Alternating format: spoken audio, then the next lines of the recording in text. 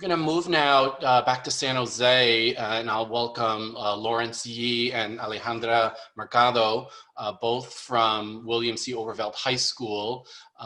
This was a 2018 curriculum unit, Enumerating Daily Life, with counting principles, permutations, and combinations. It was developed in a 2018 seminar led by Roger Howe titled Big Numbers, Small Numbers. And this is the fourth curriculum unit Lawrence has written in the national seminar. So welcome, Lawrence and Alejandra. All right, thank you.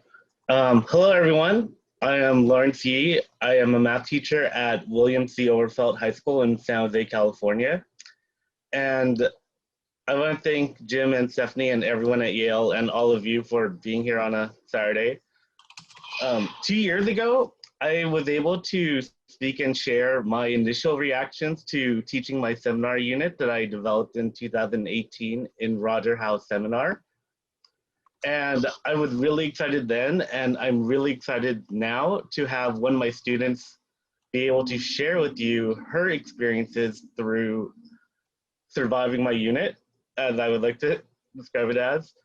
I developed the unit with my pre-calculus or math analysis students in mind because I had a lot of students in the higher level math courses in high school, in the courses, but not really enjoying it or seeing the reason why. And they would go on to calculus or other advanced courses and they would do well, but they wouldn't be happy, or sometimes they just wouldn't understand or like math.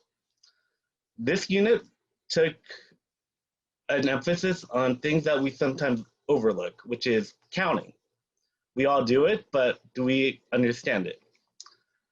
Throughout the unit, as Alejandra will be telling you, they were struggling with answering a question that didn't have a definite answer. That's something for me was very difficult to do, and for them very difficult to do, because in a math class, you want to know if you're right or wrong. So I am now pleased to introduce to you my former student, Alejandra Mercado.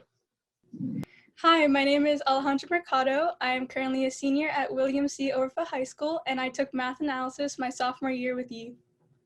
Thank you, Mr. Vivian and Mr. Yee, or Yee is my friend and I like to call him, for this opportunity to share my experience with you all. If I were to turn on my student filter, I'd say that I did connect to that assignment because that was my password and my account that I did research on while using math. So I appreciate that you took the time to write the unit and tell us that we need to make our passwords stronger. If I were to turn off my student filter for just 1 second, when a new math topic is introduced in class, I don't think, wow, this is going to be so interesting and help me with my job in the future, because I know it isn't going to be beneficial in my everyday life. I mean, when am I ever going to need to know the unit circle in order to buy a plate at Denny's or something? This unit, however, was way different. Yee started out by telling us that our seating chart arrangements were randomized, which was a good hook to actually make us listen if I think about it now. He used everyday scenarios that made me actually believe that maybe this is going to make a difference in how I buy that plate at Denny's. Instead of trying to calculate the circumference of the plate, I could think about how many different combinations of food I can consume and how many different options I have. Then again, when it came to figuring out what the best number of characters and numbers would be needed in order to make a password secure, it felt unnecessary, since my account is owned by the district anyways. Of course, when it was first introduced to our class, I thought that he was playing a joke on us and was giving us false hope that all we would be doing is counting numbers. He has done this sort of thing many times, so I of course was hesitant with this curriculum. I think that my attitude towards something I thought I could understand says a lot about how math is being taught to our generation. This project wasn't just another formula or equation I needed to quickly engrave in my brain until the next quiz for it came around. It felt closer to reality. It gave me some free will, which is something I thought I'd never say about a math class. I really did appreciate this breath of fresh air that was being offered to our class because, quite frankly, the traditional stuff just made me want to scream at Archimedes and ask him why he thought creating math was such a good idea in Greece. He has always been the same when it comes to teaching since the day I entered his class. Endless notes and packets while he would be instructing the class about what to put on the next blank line on the page. But when it came to this unit, he seemed to be more interested in what we had to say. He encouraged our creativity with the project and just seemed to be more overall involved in our work. I guess you could say that he was different in that he taught us stuff that was not specifically related to math, like how a good computer could search through a ridiculous number of passwords in just 1 second. It was more student-driven, and so more individualized, since you had to go to every group and cater to every student's individual needs that way. I remember that my group and I had no idea what we were doing, so when we would call Yee over and he would tell us that there was no right answer to what we were doing, I got immensely frustrated. Since there was no workbook that would tell us yes or no and how to do it properly in order to get a definite answer, we got pretty antsy. This unit was so amazingly different in so many ways that it became very memorable for not just me, but my classmates as well. We had to collaborate with each other and create a presentation towards the end of the lesson as to why our way of a password should be constructed was the right way to go. This one group in particular, made up of the smartest kids in the class and school, I won't name names since I don't want them to feel like sore losers or anything, said that a password should be 20 characters, not including the requirements they created, like special characters, at least one capital letter, you know the deal. I obviously thought that was crazy, as many of you are probably thinking about right now, because this project was supposed to be about a password for the whole district. I took into consideration that humans can't possibly remember such a complex password like that, much less teenagers that can't remember what they had for breakfast that morning. So I countered their proposal and I took a slight jab at them and they went crazy. But even the social science teacher that was there to judge our presentations said that I had all the right reasons as to why my password suggestion was the best, just saying.